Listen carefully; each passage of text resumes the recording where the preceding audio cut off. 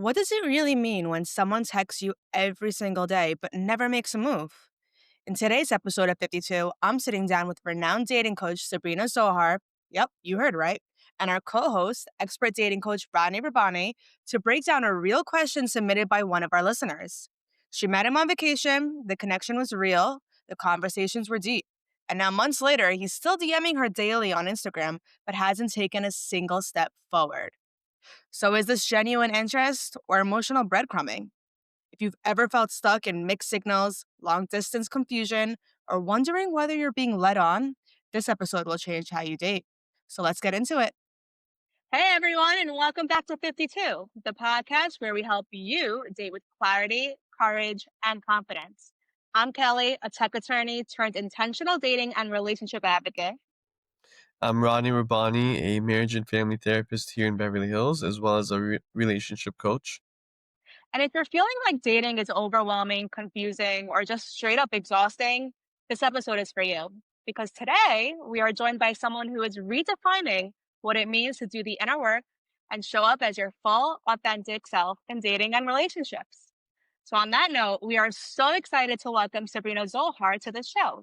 Now, Sabrina is the host of the Sabrina Zohar Show, a top 0.05% global podcast that's been streamed in over 100 countries.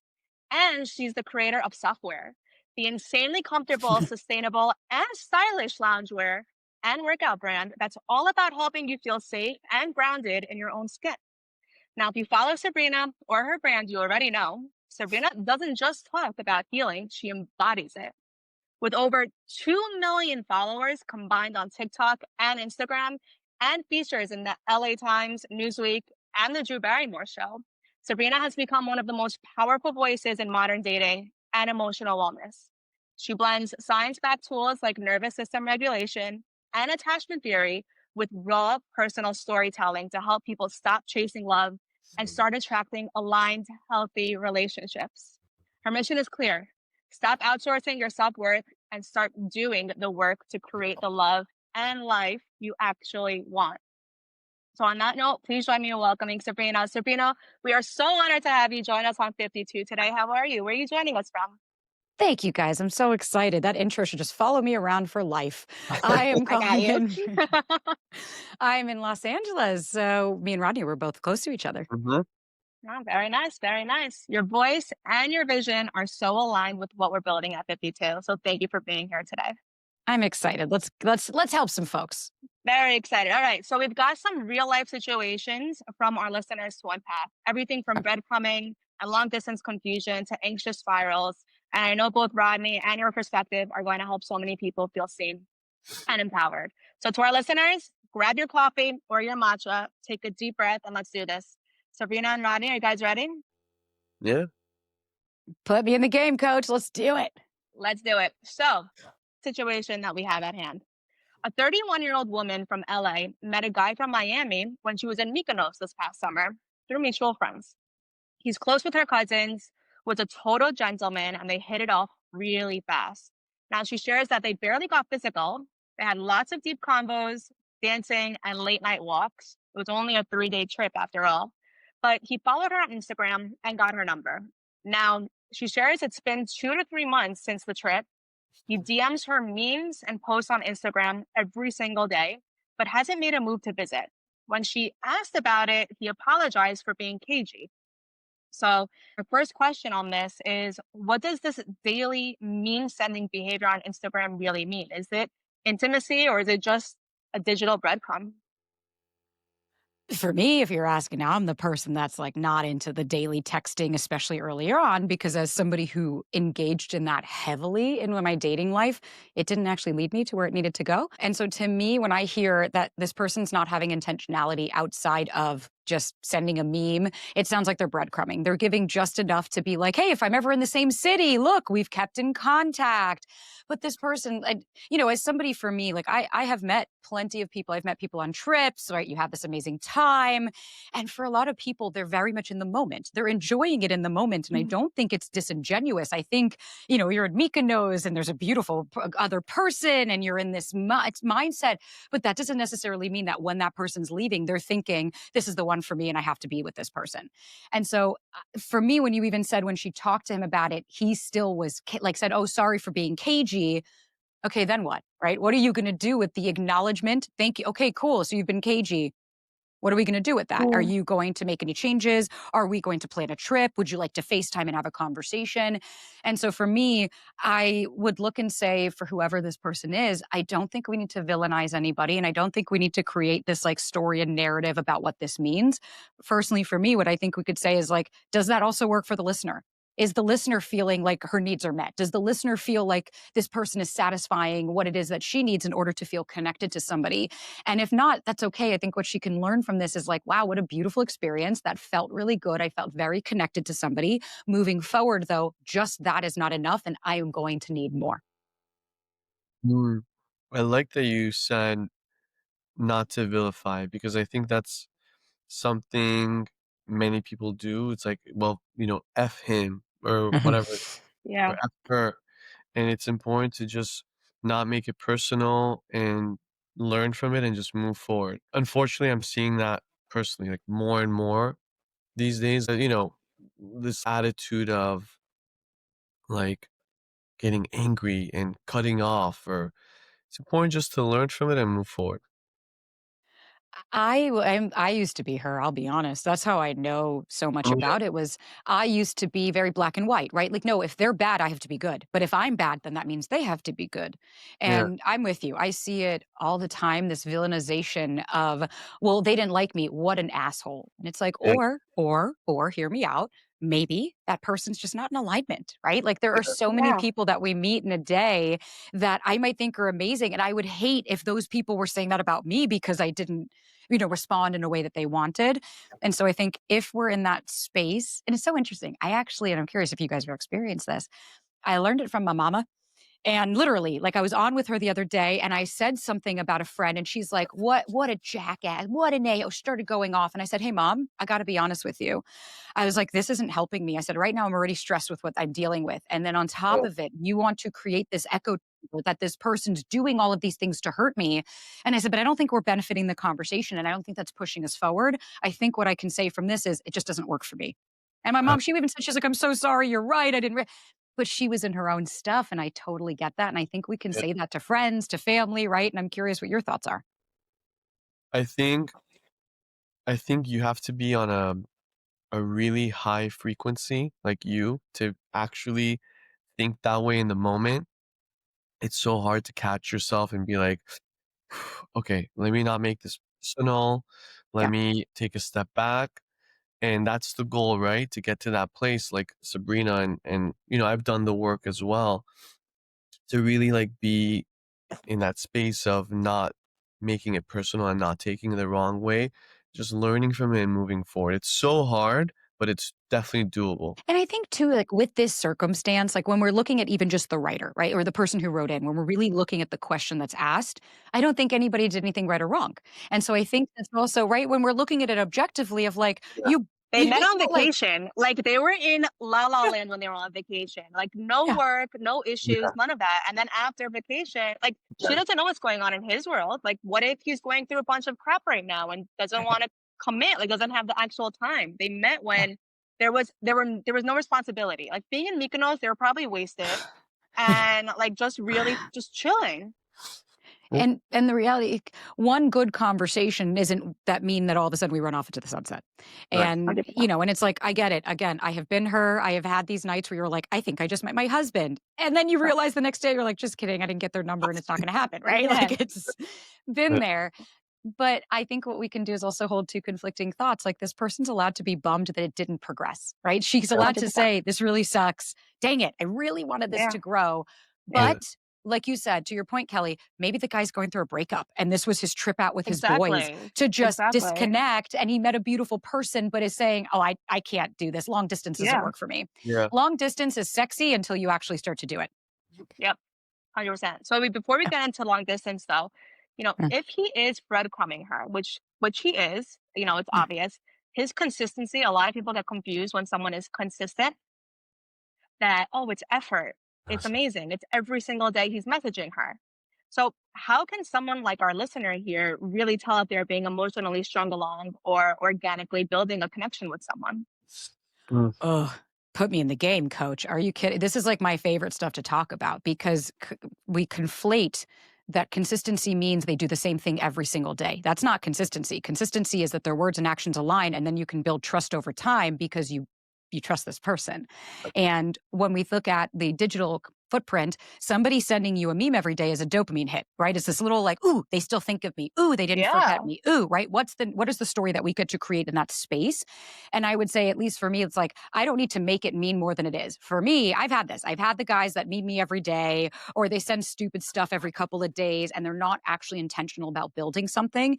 And Mhm. for me, I turn it back to, but does this work for me, at yeah, least personally? Because that is not consistency. What would be consistency is if we zoom out and say, oh, he says he's going to call you. He calls you. He says he's going to make a plan with you. He made the plan. You guys have a trip together. You did the trip, right? That would be consistency because you know when this person says something. And that's the only way with my partner. When we met, he would make a plan. He stuck to it. He didn't text me every day, and that was okay. It wasn't necessary. But I knew that if I called him, he answered. I knew that I could rely on this person, and thus I felt safer in the connection versus I look at Mhm. texting as, look, see, I'm okay. Where yeah. is this person elsewhere?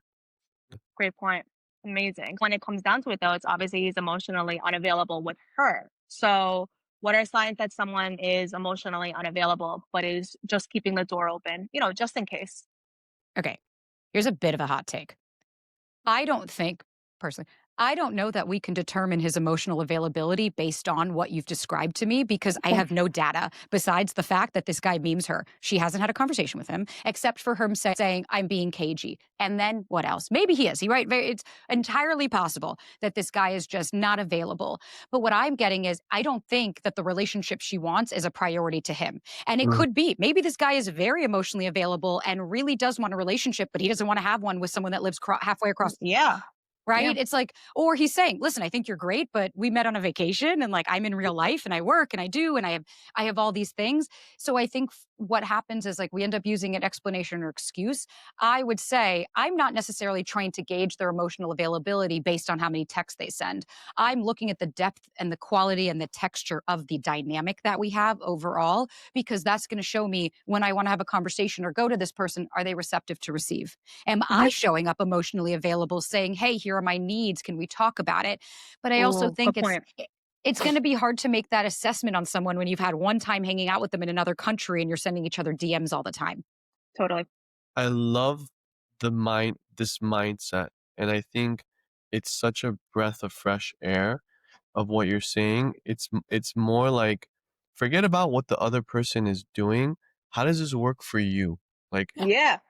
forget about labeling what it is, right or wrong, all that stuff.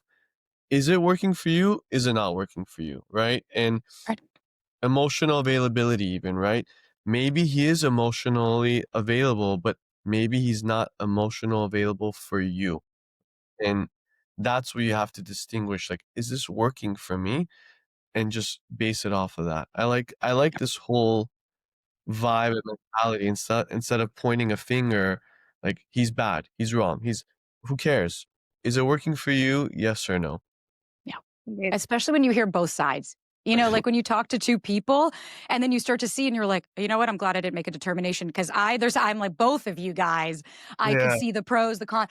And I think for me, right. that changed the game. It allowed me to free myself instead of having to understand, like, right, asking why about them keeps me disconnected from myself. And if I'm more focused on them, what am I doing how am I taking care of me? Yeah. Yeah. You Yeah. come first. Like you literally need to think about yourself first, and then it just works. Oh, I God, that's used awesome. to I used to see this client, and she would come in and be like, "F this guy," and he would do this, he does this and that, and I would get hyped up, and I'm like, "Yeah, like F him, I can't, are you serious?" All this stuff. And then I had this other client, this guy, who would come in and be like, "This girl, she never answers, she da da da da, whatever, whatever."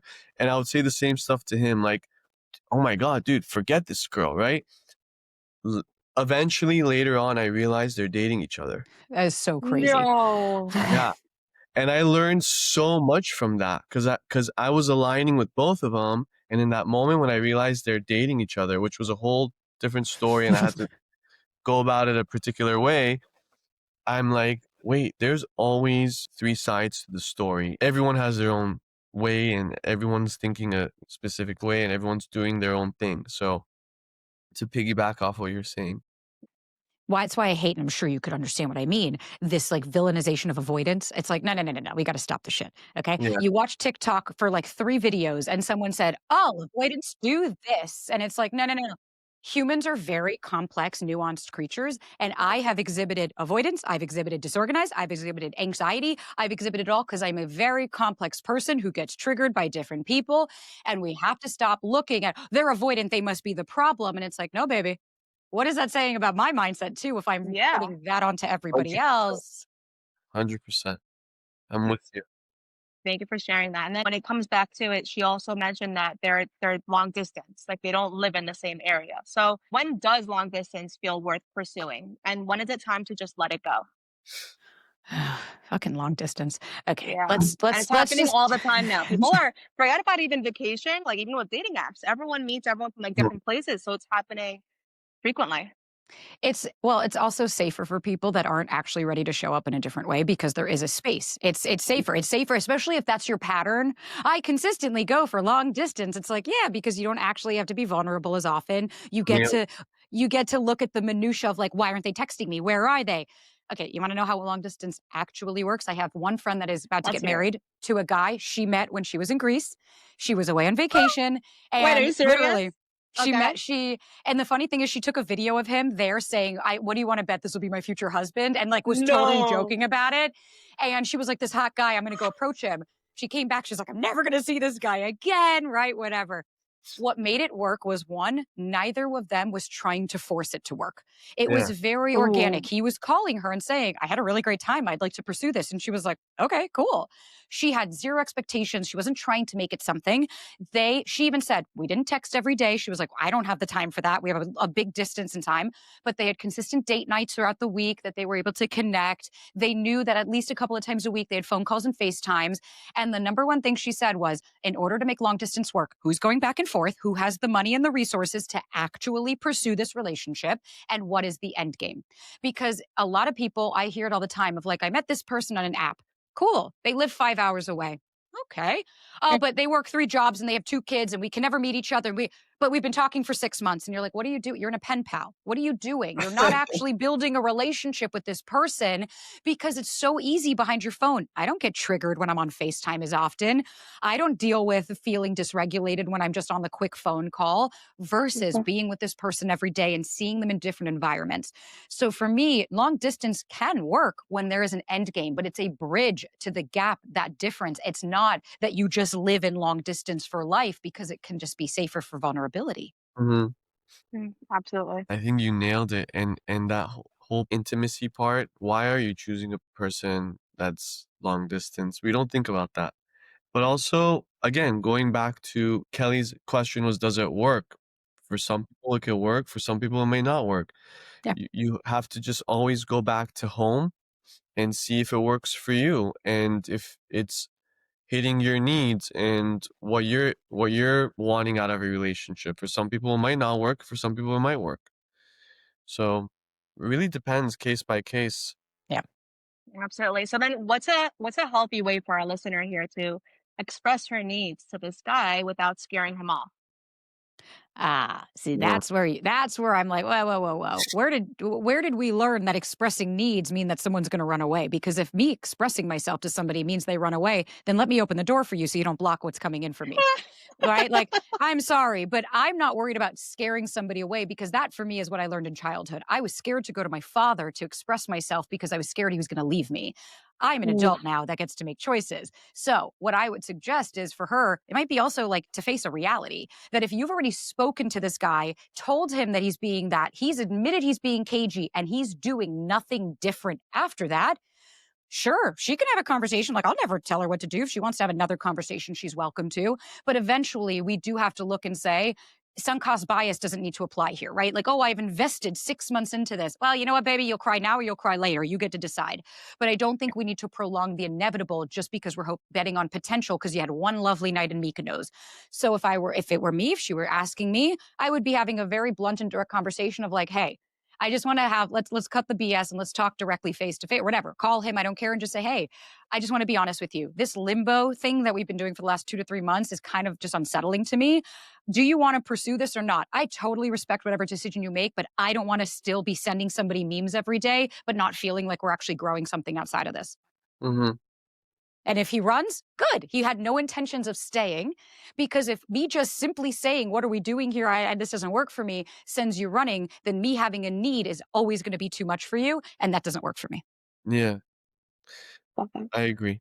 I'm also all about be honest and transparent from the beginning. Maybe not the first second you meet the person, Yeah.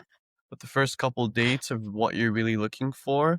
Yeah. And if you find yourself having to explain that you're not getting your needs met and what they need to look like, I think that's already Yeah. a little bit of an issue, right? So, and again, it doesn't mean that person's an asshole. It could just mean that, you're just not aligned. 100%. That is a really good distinction of like, yeah, it's true. If you even have to bring up the conversation of Yeah. like, my needs are unmet, you're not doing this. At some point, we have to say, well, one, do they have the bandwidth? And two, do they have the desire? And are you a priority? Right? Like Yeah. I've done this. I've had these conversations with plenty of guys. I've done the long distance. And before they leave, I say, hey, what is it that you want to do here?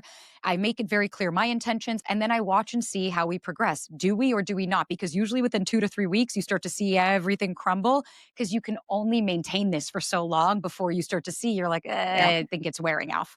100%. 100%. Wow. Great tips, guys. So to our listener who submitted this question, we hope we helped. And if you ever have more questions for either Rodney or Sabrina, they do offer one-on-one coaching sessions. So feel free to reach out. And that wraps up our conversation on 52. Sabrina, thank you so much for sharing your authenticity, expertise, and actionable strategies on healing and dating intentionally. Now, before we go, where can our listeners connect with you and reach out to you if they have any more questions? Everything's at SabrinaZohar.com, the Sabrina Zohar Show. You can listen to me talk to a camera for 35 minutes by myself. And we're always open to the community. Follow along on the socials and even just come and say hi in a comment and I'll say hi back. Amazing. And a huge thanks to you, Rodney, for your perspective and warmth that brings us all home. So where's the best way for our listeners to find you and reach you? Rodney Rabani, my Instagram page, that's probably the best place to reach me. And I have a Facebook group called Question of the Day where people bring in these types of topics and we discuss them. Oh, that's fun. Awesome. So to all our listeners, definitely reach out to Sabrina and Rodney. And before we end, here's the last word for today, inspired by Sabrina's work. Love doesn't begin with someone else showing up. It begins when you show up for yourself. When you regulate your nervous system, set boundaries, and center your worth, you stop chasing and start attracting. You step into the kind of love that matches the version of you've become. So if you're healing from anxious patterns, navigating breadcrumbing, or just ready to date from wholeness, remember, you are not behind. You are not broken. You're just evolving. So if this episode moved you, please subscribe, leave a review, and share with someone who needs to hear it. And as always, date with intention, trust your journey, and stay true to yourself. Until next time, happy dating. Bye, guys. Thank you. The content in this podcast is for entertainment and is not mental health, medical, or personal relationship counseling. It is not a substitute for professional expertise and judgment from a licensed healthcare or mental health professional. You should seek the advice of a qualified professional when seeking mental health or medical advice to obtain a diagnosis or any treatment regarding your mental health or well-being. The content in this podcast may not be applicable to you and your specific situation. Topics discussed in this podcast may include information that may be considered sensitive or emotionally charged to some people, and therefore listener discretion is advised. References to third-party resources are for informational purposes only, and 52 Inc. takes no responsibility for the content of those resources. This podcast is copyrighted 2025 by 52 Inc., all rights reserved.